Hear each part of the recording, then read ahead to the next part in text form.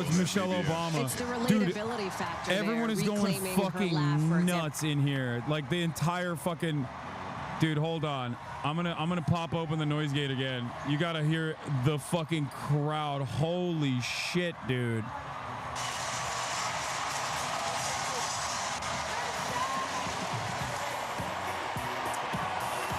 God damn.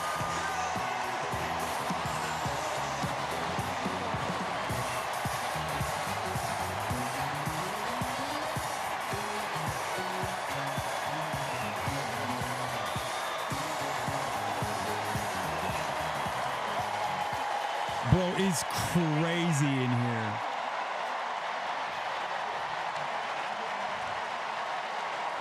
Okay, you can't say drone strike queen, bro. That's her husband. Like, she didn't do that shit. Calm down. Big night ahead. Thank you all so much. Look at the, you can hear now. You can hear the fucking background. They're going.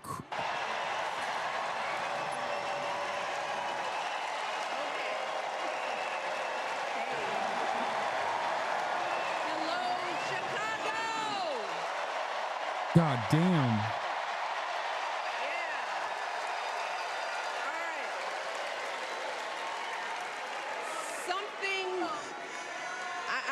Something wonderfully magical is in the air, isn't it? Yeah. You know, we're feeling it here in this arena, but it's spreading all across this country we love. A familiar feeling that's been buried too deep for far too long. You know what I'm talking about. It's the contagious power of Bro, hope. I feel like I'm in danger.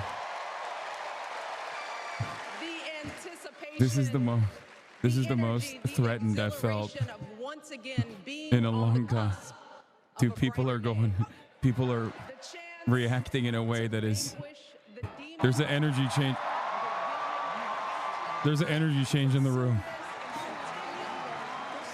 We're at peak liberalism, unfinished chat. Promise of this great nation, the dream that our parents and grandparents fought and died and sacrificed for. America, hope is making a comeback.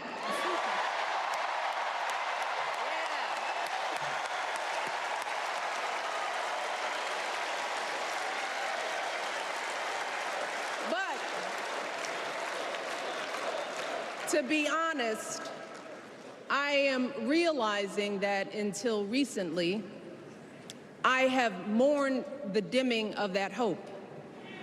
And maybe you've experienced the same feelings, that deep pit in my stomach. Bro, when Barack comes out, this place is going to literally experience an earthquake, I think. And for me, that the way people reacted to Michelle, oh my God. With my own personal grief. This is convincing me that like liberals just want Barack Obama back. The woman who showed me the meaning of hard work and humility and decency. The woman who set my moral compass high and showed me the power of my own voice. Folks,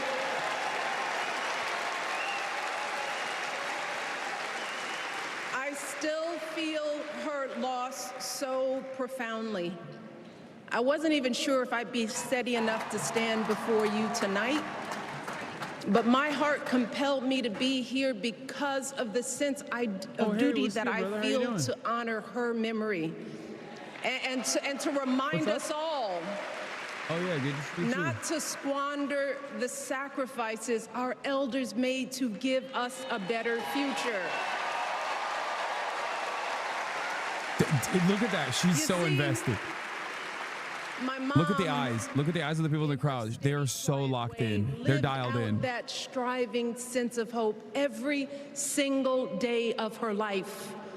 She believed that all children, all people have value, that anyone can succeed if given the opportunity. She and my father didn't aspire to be wealthy. In fact, they were suspicious of folks who took more than they needed. What's the number? They understood that it wasn't enough for their kids to thrive if everyone else around us was drowning. So my mother volunteered at the local school. She always looked out for the other kids on the block. She was glad to do the thankless, unglamorous work that for generations has strengthened the fabric of this nation. The belief that if you do unto others, if you love thy neighbor, if you work and scrape and sacrifice, it will pay off. If not for you, then maybe for your children or your grandchildren. You see, those values have been passed on through family farms and factory towns, through tree-lined streets and crowded tenements, through prayer groups and National Guard units and social studies classrooms. Those were the values my mother poured into me until her very last breath. Kamala Harris and I built our lives on those same foundational values. Even though our mothers grew up an ocean apart, they shared the same belief in the promise of this country. That's why her mother moved here from India at 19. It's why she taught Kamala about justice, about the obligation to lift others up, about our responsibility to give more than we take. She'd often tell her daughter, "Don't sit around and complain about things, do something." So, with that voice in her head, Kamala went out and she worked hard in school, graduating from an HBCU, earning her law degree at a state school. And then she went on to work for the people, fighting to hold lawbreakers accountable, strengthening the rule of law, fighting to get folks better wages, cheaper prescription drugs, a good education, decent health care, child care, elder care. From a middle-class household, Kamala worked her way up to become Vice President of the United States of America. My girl, Kamala Harris, is more than ready for this moment. She is one of the most qualified people ever to seek the office of the presidency. And she is one of the most dignified. A tribute to her mother, to my mother, and to your mother too. The embodiment of the stories we tell ourselves about this country. Her story is your story. It's my story. It's the story of the vast majority of Americans trying to build a better life. Look, Kamala knows, like we do, that regardless of where you come from, what you look like, who you love, how you worship, or what's in your bank account, we all deserve the opportunity to build a decent life. All of our contributions deserve to be accepted and valued. It kind of blows my mind how bad the rest of like politicians are at public speaking. Even JB Pritzker, in comparison to fucking Michelle Obama, like she's just knocking this shit so far out the park. It's crazy. Like it's insane. How are they so fucking good? Not by spewing anger and bitterness, but by living a life of service and always pushing the doors Both of the Obamas are insane. To others. She understands fine. It's not, you're not in camera, that don't worry. most of us will never be afforded the grace of failing forward. We will never benefit from the affirmative action of generational wealth.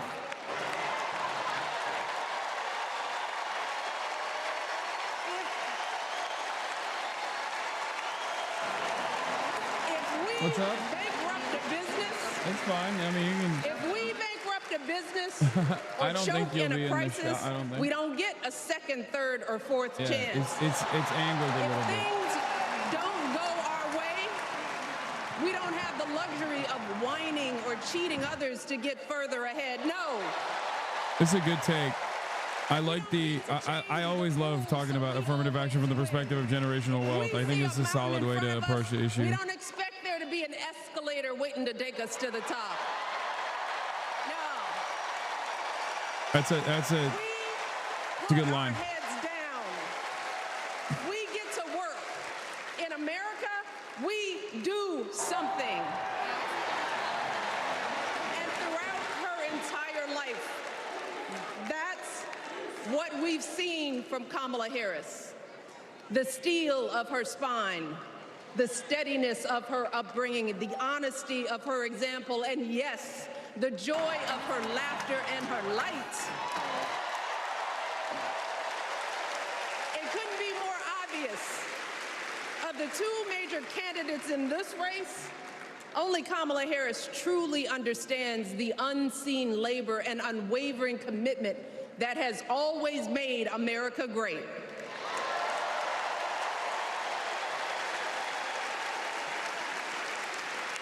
Now, unfortunately, we know what comes next. We know folks are going to do everything they can to distort her truth. Email. My husband and I sadly know a little something about this. For years, Donald Trump did everything in his power to try to make people fear us. See, his limited, narrow view of the world made him feel threatened by the existence of two hard-working, highly educated, successful people who happen to be black.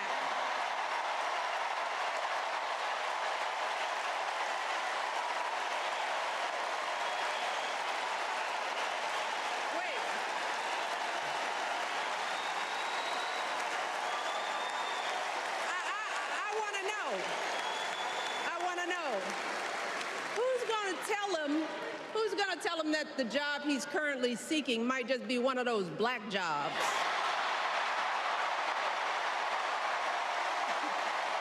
I had to mute myself because the noise gate could not contain the excitement in the room after that line. They went fucking nuts in here with that. It's his same old con. His same old con. Doubling down on ugly, misogynistic, racist lies as a substitute for real ideas and solutions that will actually make people's lives better. Look, because cutting our health care, taking away our freedom That's crazy. The Joshua Burrow cut is crazy, okay? To become a mother through IVF like That's crazy.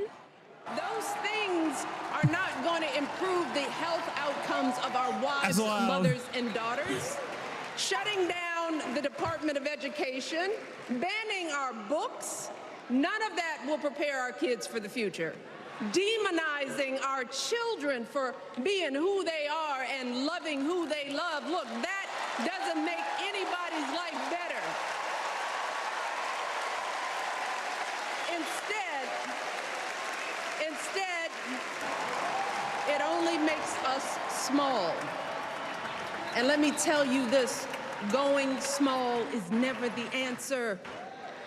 Going small is the opposite of what we teach our kids. Going small is petty, it's unhealthy, and quite frankly, it's unpresidential.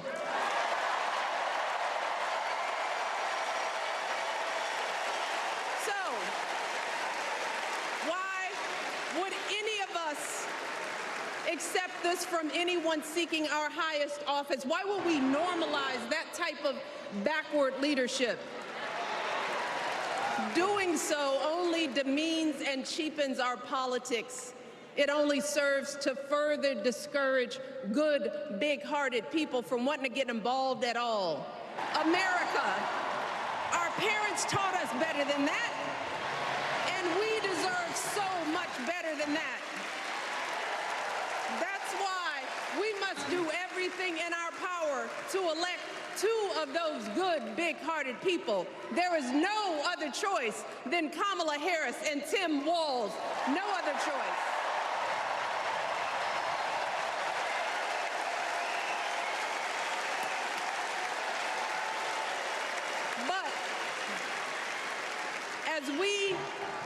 embrace this renewed sense of hope. Let us not forget the despair we have felt. Let us not forget what we are up against. Yes, Kamala and Tim are doing great now. We're loving it. They're packing arenas across the country. Folks are energized. We are feeling good. But remember, there are still so many people who are desperate for a different outcome, who are ready to question and criticize every move Kamala makes, who are eager to spread those lies, who don't want to vote for a woman, who will continue to prioritize building their wealth over ensuring that everyone has enough.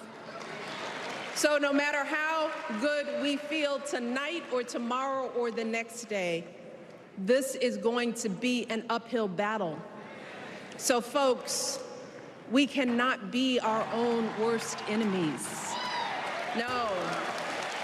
See, because the minute something goes wrong, the minute a lie takes hold, folks, we cannot start wringing our hands. We cannot get a Goldilocks complex about whether everything is just right. And we cannot indulge our anxieties about whether this country will elect someone like Kamala instead of doing everything we can to get someone like Kamala elected.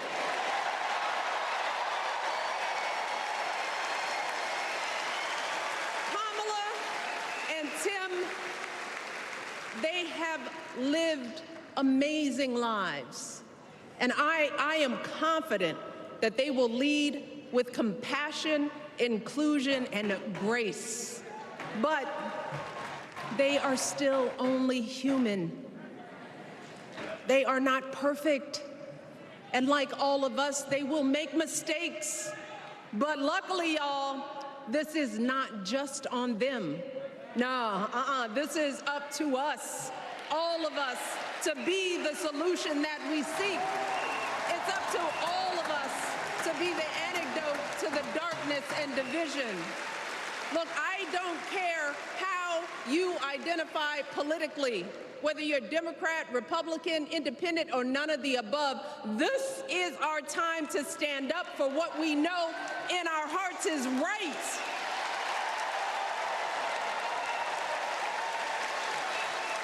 To stand up, not just for our basic freedoms, but for decency and humanity, for basic respect, dignity, and empathy, for the values at the very foundation of this democracy. It's up to us to remember what Kamala's mother told her. Don't just sit around and complain. It's coming, chat. Do something. So if they lie about her, and they will, we've got to do something. If we see a bad poll, and we will, we got to put down that phone and do something. If we start feeling tired, if we start feeling that dread creeping back in, we got to pick ourselves up, throw water on our face, and what? She's doing mind control. We only have 2.5 months, She's hypnotized her. to get this done. Only 11 weeks to make sure every single person we know is registered and has a voting plan. So we cannot afford for anyone America to sit on their hands and wait to be called.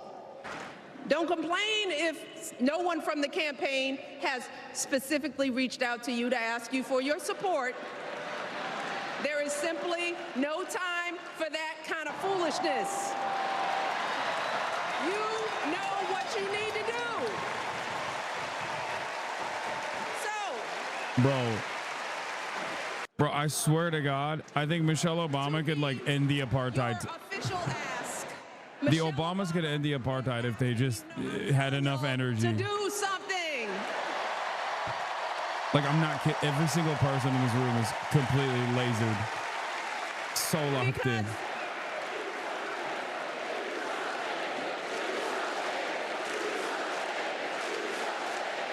If they cared enough, yeah. You all, this election is going to be close. In some states, just a handful, listen to me, a handful of votes in every precinct could decide the winner. So we need to vote in numbers that erase any doubt. We need to overwhelm any effort to suppress us. Our fate is in our hands. In 77 days, we have the power to turn our country away from the fear, division, and smallness of the past. She could get everyone in here to subscribe at the top of the hour. To marry our hope with our action. In order not to see the 3-minute ad break at the top of the hour. You know what I'm saying?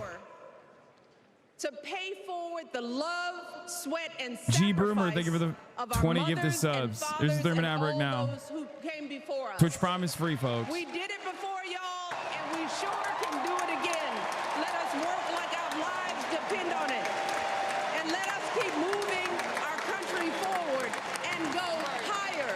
Yes, always higher than we've ever gone before as we elect the next president and vice president of the United States, Kamala Harris and Tim Walz.